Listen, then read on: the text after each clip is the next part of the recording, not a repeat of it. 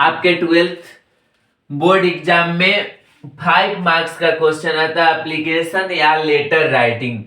तो एप्लीकेशन या letter writing को हम लोग कैसे लिख सकते हैं, एप्लीकेशन को लिखने का तरीका क्या होता है और लेटर को लिखने का तरीका क्या होता है, एप्लीकेशन कैसे लिख सकते हैं, लेटर एक अगर फॉर्मेट हम जान जाते हैं एप्लीकेशन का और एक फॉर्मेट लेटर का, तो उसके आधार पे हम लोग क्या कर सकते हैं, पूरा एप्लीकेशन और लेटर राइटिंग किसी भी सब्जेक्ट पे हम लोग क्या कर सकते हैं, लिख सकते हैं।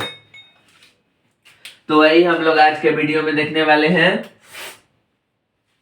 क्वेश्चन है, write an application to the principal of your college requesting some financial help.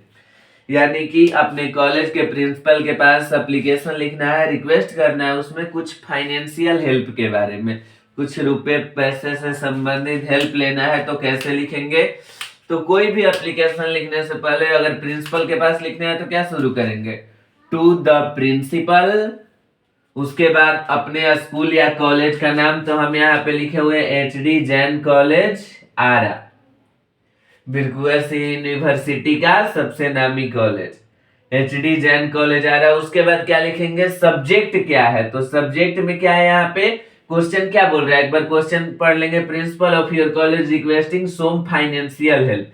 तो यहाँ पे हम लोग सब्जेक्ट में लिखेंगे एप्लीकेशन फॉर फाइनेंशियल हेल्प। ऐसे ही छुट्टी के लिए लिखना होगा तो leave for 2 days suffering from fever, तो ऐसे ही हम लोग लिखेंगे। यहाँ तक तो फॉर्मेट सेम लेके आएंगे, यहाँ सेम, फिर इधर से सेम लिखेंगे, फिर रिक्वेस्ट करेंगे सर को रिस्पेक्ट तो देना है भाई, तो रिस्पेक्टेड सर, या अगर मैम है आपकी प्रिंसिपल तो आप मैम लिख सकते हैं। उसके बाद most humbly and respectfully I beg to say that I am a regular student of your college, my father is a poor farmer and is unable to pay my tuition fees due to financial difficulty, my studies are at risk।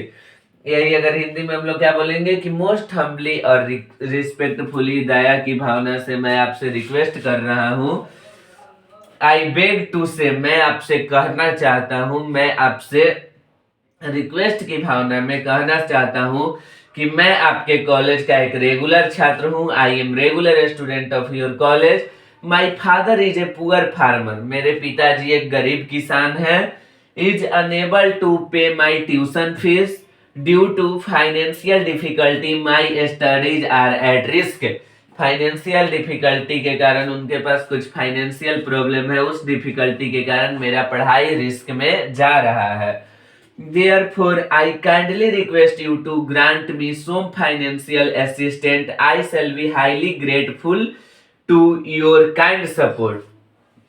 उसके बाद क्या कर रहे हैं कि उनके कारण जो मेरा क्या जा रहा है, डिफिकल्टी में पढ़ाई जा रहा है, तो आप क्या कर दिए, मेरे को मदद कर दीजिए, difficulty to my studies at risk, unable to pay my tuition fee, मेरे ट्यूशन फी को पे करने में अनेबल है, तो मैं रिक्वेस्ट करता हूँ आपसे कि सम फाइनेंशियल असिस्टेंस, कुछ फाइनेंशियल छूट मुझे दिया जाए, कुछ फाइनेंशियल कंसेशन मुझे दिया जाए, यानी कि छूट दिया जाए, जिसके लिए मैं सदैव आपका आभारी रहूंगा और सदैव आपकी दयालुता के लिए आपके सपोर्ट में खड़ा रहूंगा, आपका आज्ञाकारी बन के रहूंगा। उसके बाद लास्ट में तो जानते ही आप लोग, योर ओबीडिएंट नवीन, या फिर जो नाम हो वो वहां पे लिख देंगे, योर ओबीडिएंट और क्लास का नाम। देखिए, और टॉपिक से हटके कुछ फार्मर फाइनेंशियल है, तो फाइनेंशियल अगर डिफिकल्टी आती है जिसके वजह से तुम्हारी पढ़ाई रुकती है और तुम उस एज लिमिट में आ गए हो, इंटर क्रॉस कर चुके हो, मैट्रिक क्रॉस कर चुके हो, तो कुछ खुद से भी हेल्प कर सकते हो अपने पिताजी का। अगर अच्छे से 9-10 तक तुम पढ़े हो तो एक छोटा सा कहीं कोचिंग पढ़ा के, कहीं होम ट्यूशन पढ़ा के हेल्प कर सकते हो। नहीं तो तुम ही लोगों के लिए कितना अच्छा एक गाना अभी भोजपुरी में चल रहा है कि पढ़बा ना लिखबा बबुआ हुई गुजारा कैसे सोचा तनी, कहिया ले पापा जी के होटल में खाइबे बबुआ। तो कब तक आखिर पापा के होटल में खाओगे, कुछ कामयाब होना जरूरी है। उसके बाद write a letter to your uncle inquiring about his health, यानी कि अपने अंकल के पास लेटर लिखना है जिसमें उनकी हेल्थ के बारे में पूछताछ करनी है। इसी तरह से सारा लेटर फ्रेंड को मैरिज में इनवाइट करने के लिए, फ्रेंड के पास पिताजी के पास कुछ पैसे मांगने के लिए, तो इसी तरह से फॉर्मेट देंगे। तो पहले क्या बोलेंगे, dear uncle ji, I hope this letter finds you to good health. मैं आशा करता हूं कि यह लेटर आपको जब मिला तब आपका हेल्थ बहुत ही अच्छा हो, आप स्वस्थ हो। I was thinking about you and felt that I should write to inquire about your health, यानी कि मैं आप ही के बारे में सोच रहा था, तभी मैंने ये क्या किया, ये लेटर लिखा, और जिसमें मैं आपकी हेल्थ की इंक्वायरी करना चाहता हूँ, आपके हेल्थ के बारे में, आपके स्वास्थ्य के बारे में जानना चाहता हूँ। Please take your medicine on time and follow the doctor advice properly. कृपया आप अपनी दवाओं को समय से लीजिएगा और डॉक्टर ने जो एडवाइस दिया है, डॉक्टर ने जो आपको सलाह दिया है, उसको प्रॉपरली फॉलो कीजिएगा। You have always been in my thoughts and I hope you are taking good care of yourself, यानी कि आप मेरे सोच में हमेशा रहते हैं और मैं आपके बारे में यही सोचता हूँ कि आप अपने हेल्थ का अच्छे से ध्यान रख रहे होंगे, आप अपने स्वास्थ्य का अच्छे से ध्यान रख सकते हैं। Kindly let me know how are you feeling now, यानी कि मैं आपसे बस यही जानना चाहता हूँ अभी कि आप कैसे हैं, आपकी हेल्थ कैसा है। योर एफेक्शनेटली, यानी कि आपका स्नेही, अब जो लिखना है मैं लिख सकता हूँ एच के राय अपना नाम, तो इसी तरह से योर अफेक्शनेटली, आपका स्नेही, आप इसमें अपना नाम दे सकते हैं। तो इसी तरह से लेटर लिखाएगा और इस तरह से एप्लीकेशन तो लिखते रहिएगा, अच्छे से नंबर मार्क्स आएगा।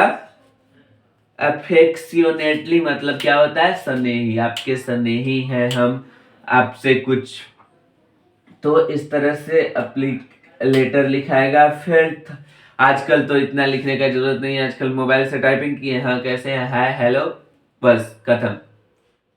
लेकिन पहले लेटर के माध्यम से ही किसी की खोज खबर ली जाती थी, लेकिन आज स्मार्टफोन से कॉल किया, कॉल भी नहीं करने का मन है, टाइप किए, तुरंत 5 सेकंड के अंदर उधर से रिप्लाई आ गया। 5G का जमाना है। ऐसे